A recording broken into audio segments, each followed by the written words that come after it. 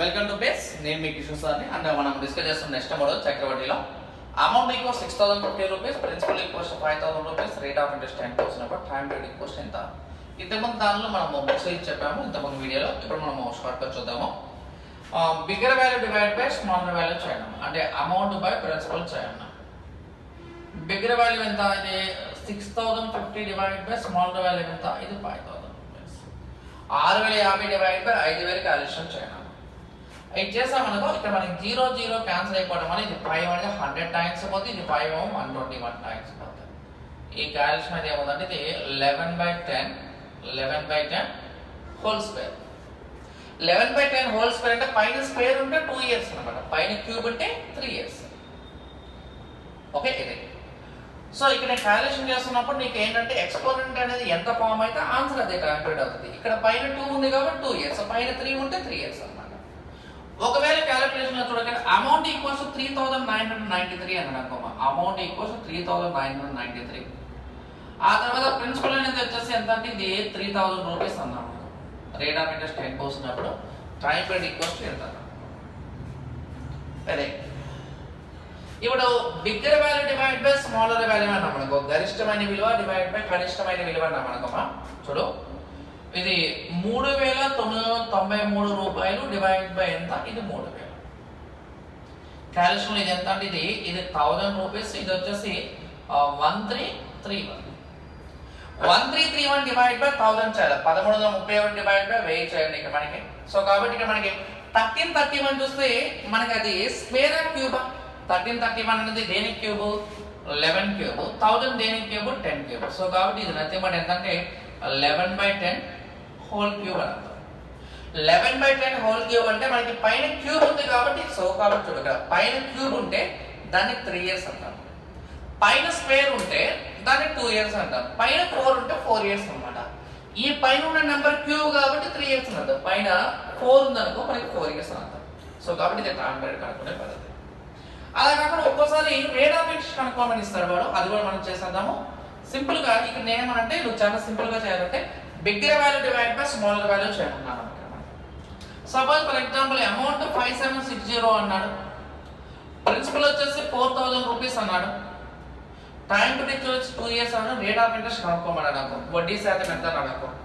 ఇక్కడ నేను క్యాలిక్యులేషన్ చేస్తున్నప్పుడు చూడక మనకి అమౌంట్ ఈక్వల్స్ 5760, ప్రిన్సిపల్ అనేదేమో 4,000 రూపీస్, రేట్ ఆఫ్ ఇంట్రెస్ట్ కనుక్కోవాలా, టైం పీరియడ్ ఇచ్చాడు. బిగ్గర్ వాల్యూ ఎంత? 5,760 రూపాయలు. 5,760 రూపాయలు బై ఇదంతా 4,000 రూపాయలు. 5760 డివైడ్ బై 4,000 క్యాలిక్యులేషన్ చేయాలి. అప్పుడేమోది ఇది 0 0 క్యాన్సిల్ అయితే 400 టైమ్స్ పోతే ఇదంతా 144. సో ఇది అంటే మనం ఎంత అంటే 12/10 whole square. 12/10 whole square. Time period already ఇచ్చాడు, రేట్ ఆఫ్ ఇంట్రెస్ట్ కనుక్కోవాలి కాబట్టి. ఇంతకుముందు నేను already rate of interest formula చెప్పాను. రేట్ ఆఫ్ ఇంట్రెస్ట్ ఈక్వల్స్ మన ఫార్ములా ఏం చెప్పామంటే difference divide by principal into 100 అని చెప్పాము. 12 కి 10 కి డిఫరెన్స్ ఎంత? 2 కదా. 2/10 ఇంటూ 100 చేయండి. 0 0 క్యాన్సిల్ అయితే ఆన్సర్ ఇది ఎంత? 20% అనమాట. 20% ఆన్సర్. 12కి 10కి మధ్య భేదం ఎంత? 2 బై భేదము by principal into 100. 2/10 into 100 answer ఇది ఈక్వల్స్ ఎంత? 20%. నీకు మనము బార్ వడ్డీలో చేసిన ఫార్ములా ఏంటంటే rate of interest equals 1 year interest by principal into 100. ఇక్కడ వచ్చేప్పటి మన ఫార్ములా 12 కి 10 కి డిఫరెన్స్ 2/10 ఇంటూ 100 ఆన్సర్ ఇది ఈక్వల్స్ నథింగ్ బట్ ఎంత? 20%. సో ఇక్కడ నేను చెప్తున్న పాయింట్ చాలా జాగ్రత్తగా ఉన్నాము. సపోజ్ ఫర్ ఎగ్జాంపుల్ అమౌంట్ వచ్చేసి 8,640 రూపీస్ అన్నాడు, ప్రిన్సిపల్ 6,000 రూపీస్ అన్నాడు, టైం పీరియడ్ 2 ఇయర్స్ అన్నప్పుడు రేట్ ఆఫ్ ఇంట్రెస్ట్ అనేది ఎంత అన్నాడు అన్నమాట. మనకి వాళ్ళిద్దరు ఎవరి పెద్దవాళ్ళు వాళ్ళ పైన రాస్తే చిన్న వాళ్ళు కింద రాస్తే మనకి అంతే. So bigger value divide by smaller value చేస్తే మనకి ఆటోమేటిక్ ఆన్సర్ తేలికైపోతుంది. ఎవరి పెద్దవాళ్ళు 8,640 రూపాయలు పెద్దది, చిన్న వాళ్ళు ఎవరు 6,000 రూపాయలు చిన్న వాల్యూ. 8,640 డివైడ్ బై 6,000 క్యాలిక్యులేషన్ చేయండి. ఇది 0 అంటే 0 క్యాన్సర్. 6 అనేది దీనిలో ఎన్ని టైమ్స్ అవుతుంది? 100 టైమ్స్ పోతే ఇది 144. సో ఈ క్యాలిక్యులేషన్ ఇది ఏముందంటే 12/10 హోల్ స్క్వేర్. నీకు ఆల్రెడీ చెప్పాను, నీకు ఏంటంటే మనకు తెలిసిన నెంబర్సే చాలా సింపుల్ నెంబర్సే తీసుకున్నాను. 12 కి 10 కి డిఫరెన్స్ ఎంత చెప్పు? 2 కదా. 12 కి 10 కి డిఫరెన్స్ ఎంత? 2/10 into 100. So is nothing but ఎంత? ఆన్సర్ ఈజ్ ఈక్వల్స్ ఎంత? 20%. ఇప్పటి వరకు మన మైండ్ ఫ్రెండ్ మనం చేస్తుంది ఏంటంటే అమౌంట్ కనుక్కున్నాం, ప్రిన్సిపల్ కనుక్కున్నాం, రేట్ ఆఫ్ ఇంట్రెస్ట్ కనుక్కున్నాం, టైం పీరియడ్ కనుక్కున్నాము. ఇది మన పాయింట్. సో ఇలా క్యాలిక్యులేషన్ అనేది మనకి ఇలా చేయాలి. అండ్ దాని తర్వాత ఆఫ్టర్ దట్ దీని తర్వాత ప్రాబ్లం అనేది ఇంకొద్దిగా డెప్త్ ఇస్తే ఎలా ఇస్తాడో చూద్దాము. ఇంకొద్దిగా డెప్త్ ఇస్తే ఎలా ఇస్తాడో చూద్దాము. వాడు ఏమనంటే ఇంత అమౌంట్ అనే certain some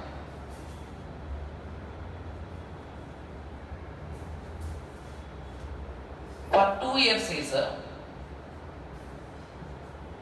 7,200 rupees. If the amount on a certain sum for 2 years is 7,200 rupees, for 3 years is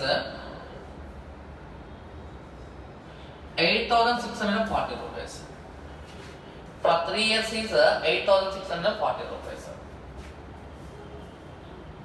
Then find the rate of interest. నేనేమనంటే చక్ర వడ్డీ ప్రకారం 2 సంవత్సరాలకు వచ్చే మొత్తం 7,200 రూపాయలు, 3 సంవత్సరాలకు వచ్చే మొత్తం 8,640 రూపాయలు అయినట్లయితే వడ్డీ శాతం ఎంత అన్నాడు. ఇంతకుముందు రేట్ ఆఫ్ ఇంట్రెస్ట్ నేను ఆల్రెడీ ఫార్ములా చెప్పాము. రేట్ ఆఫ్ ఇంట్రెస్ట్ ఈక్వల్స్ మనం ఫార్ములా ఏం చెప్పాము, difference divide by principal into 100 కదా. Difference divide by principal into 100 కాబట్టి 7,200కి 8,640కి డిఫరెన్స్ చేయండి. చాలా సింపుల్ గా 7,200 8,640కి డిఫరెన్స్ ఎంత, ఇదంతా 1440 కదా. ఆ 1440 డివైడ్ బై ఎంత 7,200 ఇంటూ 100 చేయండి. 1440 డివైడ్ బై 7,200 ఇంటూ 100 చేయండి అంతే. Difference divide by previous value into 100 దాని ప్రకారం 1440 డివైడ్ బై 7,200 ఇంటూ 100 చేయండి. చాలా సింపుల్. ఇదే ప్రాబ్లం కనుక మనం ప్రొసీజర్లో చేయాలంటే చాలా కష్టమైపోతుంది. కాబట్టి నేనేమనంటే ఫస్ట్ నువ్వు ఒక పాయింట్ జాగ్రత్తగా గుర్తుపెట్టుకో, ఎప్పుడైనా సరే ఇక్కడ ఉన్న ఈ యొక్క వాల్యూ మీదే మాత్రమే థర్డ్ ఇయర్ యొక్క అమౌంట్ ఆధారపడుతుంది. నీకు ఇంట్రెస్ట్ పైన ఇంట్రెస్ట్ కాబట్టి ఏంటంటే అంతకుముందు ఉన్న అమౌంట్ మీద మనకి క్యాలిక్యులేషన్ జరుగుతుంది. కాబట్టి 7,200కి 8,640 డిఫరెన్స్ ఎంత 1440 కదా. ఆ 1440 డివైడ్ బై 7,200 ఇంటూ 100 చేయండి అంతే. జీరోస్ అండ్ జీరోస్ క్యాన్సర్ 7 దీనిలో ఎన్ని టైమ్స్ పోతుంది 20 కాబట్టి ఆన్సర్ ఎంత ఎంత 20 కోసం మన ఆన్సర్ అన్నమాట. ఇది ఒక చాలా సింపుల్ షార్ట్ కట్ ఫార్ములా. ఏం లేదు, చాలా సింపుల్ గా rate of interest equal difference divide by principal into 100 కాబట్టి 7,200కి 8,640కి డిఫరెన్స్ ఎంత 1440 కదా. ఆ 1440 డివైడ్ బై 7,200 ఇంటూ 100 చేయాలి రైట్. అలా ఇవ్వకుండా ఫర్ ఎగ్జాంపుల్ చూడము, అలా ఇవ్వకుండా నీకు వాల్యూ అనేది ఇక్కడ మనకి ఇచ్చేటప్పుడు ఇక్కడ ఇదేమో 2420 ఇచ్చాడు అండ్ ఇదేమో 2,662 ఇచ్చాడు. 2,420 రూపాయలు ఇచ్చాడు, ఇంకోటి 2,662 రూపాయలు ఇచ్చాడు. అయితే what is the rate of interest అని అనుకో. నేనంటే ఇక్కడ 2 ఇయర్స్ అమౌంట్కి 3 ఇయర్స్ అమౌంట్కి మధ్య డిఫరెన్స్ చేయండి.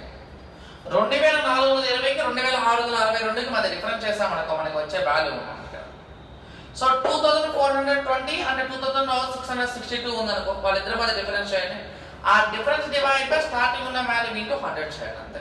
Difference divide by starting value into 100 చేయండి. ఆ క్యాలిక్యులేషన్ లో మనకి ఎంత వస్తే అదనమాట. సో ఇక్కడ 2420 నుంచి మనం ఇది మైనస్ చేసామనుకో, అంటే 2,662 లోంచి 2420 మైనస్ చేయండి. ఇదంతా 2, ఇదంతా 4, ఇది 2. సో డిఫరెన్స్ చేస్తే ఎంత 242. ఆ 242 డివైడ్ బై స్టార్టింగ్ నెంబర్ ఎంత 2,420 ఇంటూ 100. అదే 242 డివైడ్ బై 2,420 ఇంటూ 100 చేయండి. 242 డివైడ్ బై 2420 ఇంటూ 100 చేయండి. 242 10 టైమ్స్ పోతే ఇది 0 0 క్యాన్సిల్ అయితే ఆన్సర్ ఇది నథింగ్ బట్ ఎంత 10 కోసం ఆన్సర్ అన్నమాట. భేదము బై ప్రీవియస్ వాల్యూ ఇంటూ 100 అన్నమాట. ఇలా ఇవ్వచ్చు. అండ్ ఇంకొద్దిగా ఎప్పుడైనా సరే మనకి ఇచ్చేటప్పుడు బారు వడ్డీ మరియు చక్రవడ్డీల మధ్య సంబంధం ఇస్తాడు. The relation between simple interest and compound interest ఇస్తాడు. దాని ప్రకారం ప్రాబ్లమ్స్ ఎలా చేయాలో చూద్దాం. చూడు. అండ్ దీని తర్వాత నెక్స్ట్ ఇంకొక మోడల్ చేద్దాం. If the simple interest on a certain sum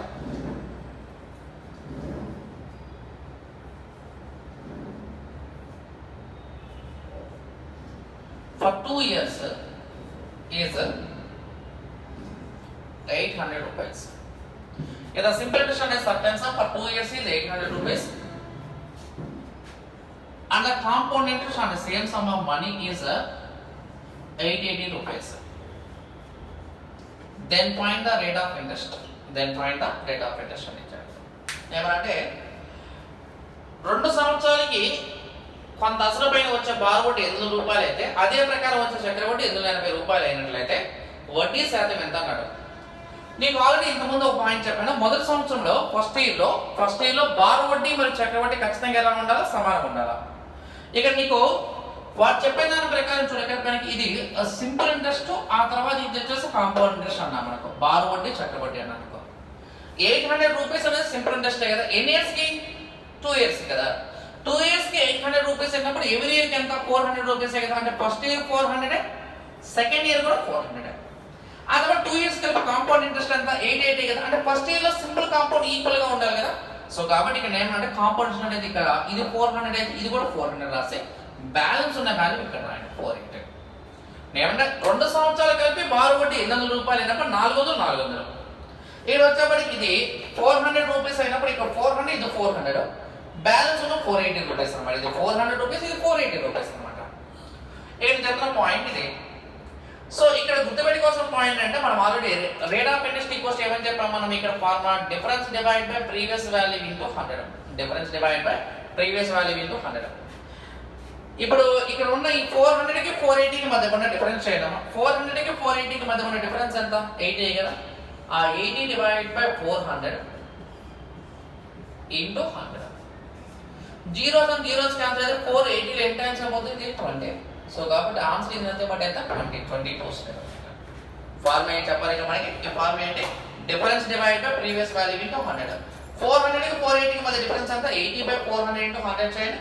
answer ఇది ఎంత? 20%. 20% ఆన్సర్. 2 సంవత్సరాలు కలిపి 800 రూపాయలు అయినప్పుడు, 2 ఇయర్స్ కలిపి 800 రూపీస్ అయినప్పుడు ఎవరి ఇయర్కి ఎంత? 400. 2 ఇయర్స్ కలిపి కాంపౌండ్ 880 అయినప్పుడు ఇది 400, ఇది 480. సో కాబట్టి ఇక్కడ మనకి 400, 480 మధ్య డిఫరెన్స్ ఎంత? 80 కదా. 80 బై 400 ఇంటూ 100 చేయండి. ఆన్సర్ ఇది ఎంత? 20%. ఇక్కడ నేను చెప్తున్న పాయింట్ అంటే ప్రతి సంవత్సరం కూడా బారోవడ్డీ ఖచ్చితంగా సమానం. 3 సంవత్సరాలు కలిపి 450 అనుకో. 3 ఇయర్స్ కి 450 అయితే ఎవరి ఇయర్కి ఎంత? 150 ఉంటుంది. ఫస్ట్ ఇయర్ ఇంకొక పాయింట్ ఏంటంటే ఫస్ట్ ఇయర్ లో సింపుల్ కాంపౌండ్ ఖచ్చితంగా సమానం ఉండాలి. ఇది 400, ఇది కూడా 400 ఉండాలి. 880 లో 400 అయిపోతే రిమైనింగ్ ఎంత? 480. సో కాబట్టి formula difference divide by previous value into 100 అంటే 400, 480 మధ్య డిఫరెన్స్ ఎంత? 80 కదా. 80 బై 400 ఇంటూ 100 చేయండి. ఆన్సర్ ఇది ఎంత? 20%.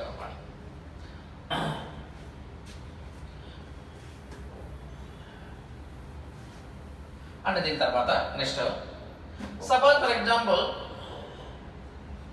అయితే 1000 రూపీస్ ఇచ్చాడు. ఇక్కడ ఏమన్నా ఇది 1050 ఇచ్చాడు. What is the rate of interest? ఈ టైప్ ఆఫ్ ప్రాబ్లమ్స్ ఎప్పుడైనా 2 ఇయర్స్ గా ఉంటుంది. 1000 rupees for 2 years, 1050 rupees for 2 years అనమాట. What is the rate of interest అని అనుకో. 1000 రూపీస్ 2 ఇయర్స్ అంటే మనకి ఎవ్రీ ఇయర్ కి ఎంత అవుతుంది? ఇది 500 రూపీస్, ఇది కూడా ఎంత? 500 రూపీస్. ఫస్ట్ ఇయర్ లో సింపుల్ కాంపౌండ్ ఈక్వల్ ఉండాలి కాబట్టి ఇది కూడా ఎంత ఉండదు? ఇక్కడ 500 ఉంటే ఇక్కడ బ్యాలెన్స్ ఎంత ఉండదు? ఇక్కడ మనకి 550 ఉంటుంది. సో కాబట్టి ఇక్కడ ఇది 500 కి 550 కి మధ్య కూడా డిఫరెన్స్ చేయాలా. 500 కి 550 కి మధ్య ఉన్న డిఫరెన్స్ ఎంత? 50 కదా. సో కాబట్టి ఇది 50 డివైడ్ బై ఎంత? 500 ఇంటూ 100. 50 బై 500 ఇంటూ 100 చేయండి. 50 డివైడ్ బై 500 ఇంటూ 100 చేయండి. నేను చెప్తున్న పాయింట్ 2, ప్రతి సంవత్సరం బారోవడ్డీ సమానం ఉండాలా. మొదటి సంవత్సరంలో బారోవడ్డీ చక్రవడ్డీ సమానం ఉండాలి. In every year simple interest must be equal. In every year, simple interest must be equal. In first year, simple interest and compound shall be equal. So 500 and 550 mother difference on the 50 by 500 and 100 chayane. Automatic at the percentage is the answer is equals to 10%. 10% answer. This is one which is next model. Okay, right. ఆ తర్వాత ఇంకా next మోడల్కి వెళ్ళాం మనకు. For example చూడు,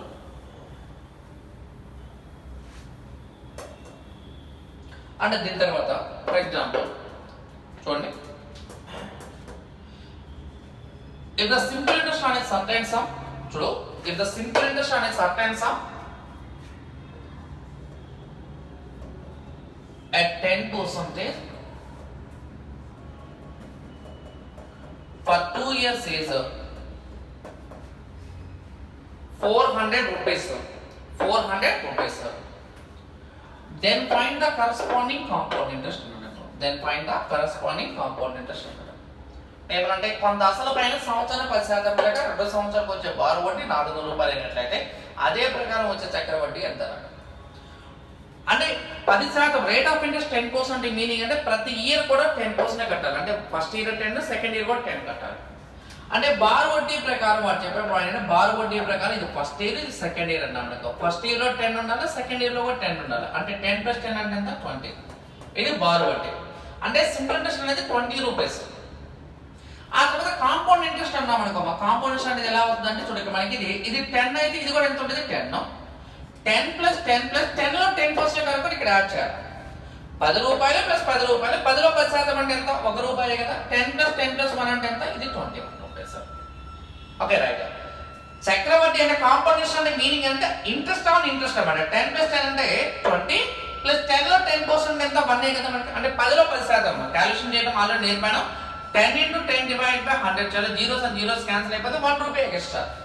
10 + 10 + 10 లో 10% 1. 10 + 10 + 1 అంటే మొత్తం ఎంత 21 రూపాయస్. నేను అంటే మన ప్రకారం బారు వడ్డీ 20 రూపాయలు అయినప్పుడు వాడు ఇచ్చిన బారు వడ్డీ ఎంత 400 రూపాయలు. మన ప్రకారం 20 రూపీస్ సింపుల్ ఇంట్రెస్ట్ అయితే వాడు ఇచ్చిన సింపుల్ ఇంట్రెస్ట్ ఎంత 400 రూపీస్ అయితే మన ప్రకారం కాంపౌండ్ 21 రూపీస్ అన్నప్పుడు ఇక్కడ ఎంతో కావాలా. 20కి 400 అయితే 21కి ఎంతో కావాలా. 20కి 400 అంటే 20 × 20 కదా మనకి 400. ఆ తర్వాత 21 × 20 చేయండి. ఈ వాల్యూ ఇది అంతే మరి ఎంత 420. 420 రూపాయలు మన ఆన్సర్ అన్నమాట. 420. సపోజ్ ఫర్ ఎగ్జాంపుల్ ఇక్కడ చూడు ఇక్కడ at 20% for 2 years is suppose 1600 rupees అని find the corresponding compound interest అన్నా మనకు. find the corresponding compound interest అన్నా మనకు. find the corresponding compound interest అన్నా మనకు. సో ఇక్కడ మనకి 20% ప్రకారం 2 సంవత్సరాలకు వచ్చే బారు వడ్డీ 1600 రూపాయలు అయినట్లయితే అదే ప్రకారం వచ్చే చక్ర వడ్డీ ఎంత అనుకో. 20% ప్రకారం ఉన్నప్పుడు ఇక్కడ ఏమవుతుంది ఇక్కడ ఇది 20 ఇది 20 అన్నప్పుడు 20 + 20 అంటే వాల్యూ ఈక్వల్స్ ఎంత 40. చక్రవడ్డీ వచ్చేవాడికి ఎంత 20 + 20. దీనికన్నా ఇది కొద్దిగా లిటిల్ బిట్ ఎక్సెస్ అవుతుంది. ఎంత ఎక్సెస్ అవుతుంది అంటే 20లో 20% ఎక్స్ట్రా వస్తాయి. 20లో 20% ఎంత 4 కదా. అదే ఇది 40 + 4 అంటే వాల్యూ ఈక్వల్స్ ఎంత 44. మన ప్రకారం బారు వడ్డీ 40 రూపాయలు అయినప్పుడు వాడి ప్రకారం ఎంత 1600 రూపాయలు. అంటే 40కి 1600 అయితే 44కి ఎంతో కావాలి. 40 × 40 = 1600 కాబట్టి 44 × 40 చేయండి. ఈజ్ నథింగ్ బట్ ఎంత 1760 మన ఆన్సర్. 1760 రూపాయలు ఆన్సర్. 20% 20% 20 + 20 అంటే ఎంత 40. 40కి 1600 అయితే 44కి ఎంతో కావాలి. వాల్యూ ఈజ్ నథింగ్ బట్ ఎంత 1760 ఆన్సర్ అన్నమాట. అంటే దాని తర్వాత next concept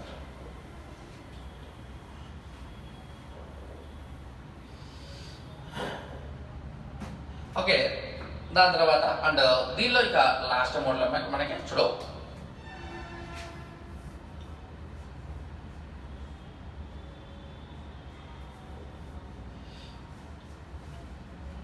a certain sum of money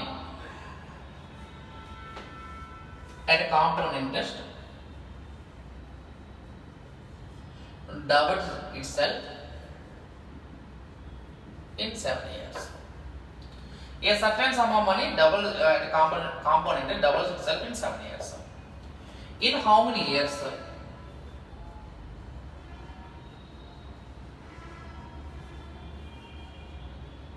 In how many years?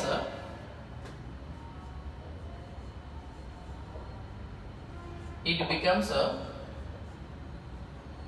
8 times. వాడు చెప్పిన దాని ప్రకారం చక్రవడ్డీ ప్రకారం కొంత అసలు రెట్టిపోవడానికి 7 సంవత్సరాలు పెట్టినట్లయితే 8 రెట్ల వరకు 8 సంవత్సరాల వడ్డీతో కావాలి మనకి. 8 రెట్ల వరకు 8 సంవత్సరాల వడ్డీతో కావాలి. సో ఇక్కడ మనకి ప్రొసీజర్ ప్రకారం మనం చేస్తామంటే అమౌంట్ ఈక్వల్స్ మన this is the formula. Amount equals మన ఫార్ములా ఏంటి P × 1 + R/100 whole power n. ఇప్పుడు ప్రిన్సిపల్ డబల్ అన్నామా ట్రిపుల్ అన్నామా? ఫస్ట్ డబల్ అన్నాం కాబట్టి ఇక్కడ ప్రిన్సిపల్ P అనుకున్నాం అనుకో. P × 1 + R/100 చూడు 1 + R/100 ఎన్ని ఇయర్స్ డబుల్ అన్నాడు 7 ఇయర్స్ కాబట్టి హోల్ పవర్ 7 ఇది ఈక్వల్స్ డబుల్ కాబట్టి ఇది నథింగ్ బట్ ఎంత 2 PP క్యాన్సిల్ అయితే ఇక్కడ మన క్యాలిక్యులేషన్ లో ఇది 2 ఈక్వల్స్ టు మనకి ఆన్సర్ ఇది ఈక్వల్స్ ఎంత 1 + R/100 హోల్ పవర్ 7 ఇది ఈక్వేషన్ నెంబర్ 1. అంటే 2 equals 1 plus R by 100 whole power 7 అన్నమాట. తర్వాత ఇది బికమ్స్ 8 టైమ్స్ కావాలి. అంటే అమౌంట్ ఈక్వల్స్ మన ఫార్మ్ ఏంటంటే ఇది p into 1 plus R by 100 whole power n. Principal p అనుకుంటే 8 టైమ్స్ అవ్వాలంటే ఇది నథింగ్ బట్ ఎంత 8p కదా. 8p equals p into 1 plus R by 100 whole power n. pp cancel. 8 is nothing but ఎంత అంటే ఇది 2 cube. 2 cube equals to 1 plus r by 100 whole power n.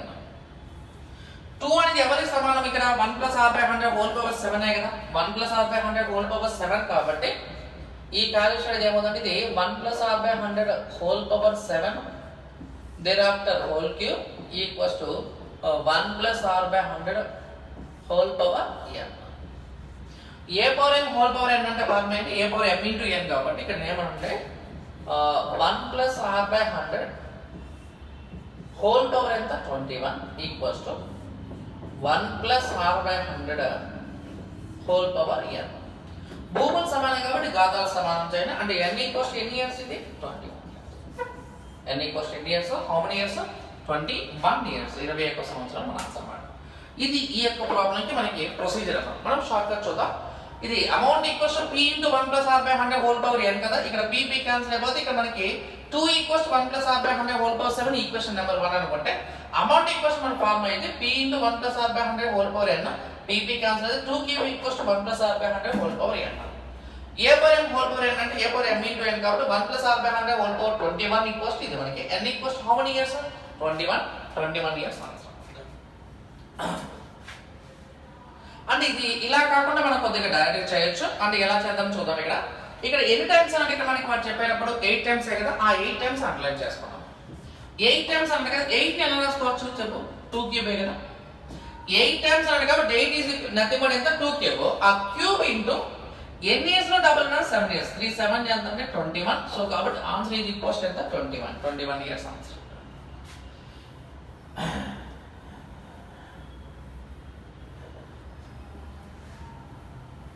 Okay right. Suppose for example ఇక్కడ double అనుకున్నా for example నీకు double అనుకున్నా for example triple అన్నాడు అనుకున్నా in 5 years అన్నాడు. It becomes for example 27 times. 27 times. Okay triple అవడానికి 5 years పడితే 27 times అవడానికి 8 ఇయర్స్ పట్టిందో అన్నాడు అనుకో.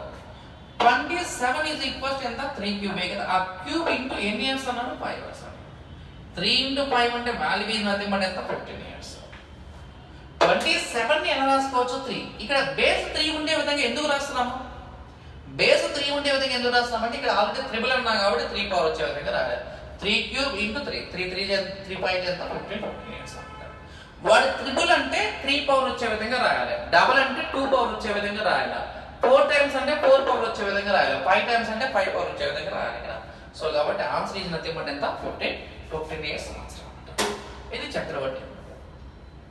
ఇది మన రేషియో ప్రపోర్షన్ నుంచి మనము దాదాపుగా అర్థమెటిక్ టోటల్ టాపిక్స్ మనం కవర్ చేసేసాము. మొత్తం టాపిక్స్ మనకి అయిపోయినాయి మొత్తం కూడా చాప్టర్. సో కాబట్టి ఇక ఇక్కడ నుంచి ప్రతి కాంపిటేటివ్ ఎగ్జామ్ లో ఉన్న ప్రీవియస్ పేపర్ క్వశ్చన్స్ మనం ఎక్స్ప్లెయిన్ చేసుకుంటే వెళ్దాం. ఇక యూట్యూబ్ ఛానల్ మన ఛానల్ కొద్దిగా సబ్స్క్రైబ్ చేయండి. మీ ఫ్రెండ్స్కి ఎవరైనా ఉంటే రికమెండ్ చేయండి, షేర్ చేయండి. అండ్ వాట్సాప్ లో మన స్టేటస్ లో మనకి ఏర్పాటు చేయండి ఇక్కడ. సో నీకేంటంటే ఇక్కడ మనకి ముందు ఇక యూటిలైజ్ అయ్యే మనకి కంటెంట్ అంటే కరెంట్ అఫైర్స్ లాగా కానీ మనకి ఫిజిక్స్ కెమిస్ట్రీ మన పాలిటీ అన్ని కూడా చేసుకుంటూ వెళ్తాము. ఓకే ఎవరైనా సబ్స్క్రైబ్ చేసుకోకపోతే సబ్స్క్రైబ్ చేసుకోండి. మీకు మీ ఫ్రెండ్స్ అందరూ కూడా ఖచ్చితంగా రికమెండ్ చేయండి. మన ఛానల్ గురించి చెప్పండి. ఈ అథమెటిక్ బేసిక్స్ ఎలా అయితే ఉన్నాయో ప్రతి టాపిక్ అంటే ఫిజిక్స్ అయినా కెమిస్ట్రీ అయినా బయాలజీ పాలిటీ హిస్టరీ ఇంగ్లీష్ అన్ని సంబంధించిన బేసిక్ వీడియోస్ ఈ యొక్క యూట్యూబ్ ఛానల్ పెట్టడం జరుగుతుంది. కరెంట్ అఫైర్స్ లో డైలీ కరెంట్ అఫైర్స్ కంటెంట్ కూడా మనం ఇచ్చుకుంటూ వెళ్దామని. రైట్ సార్, థ్యాంక్ యూ అండి.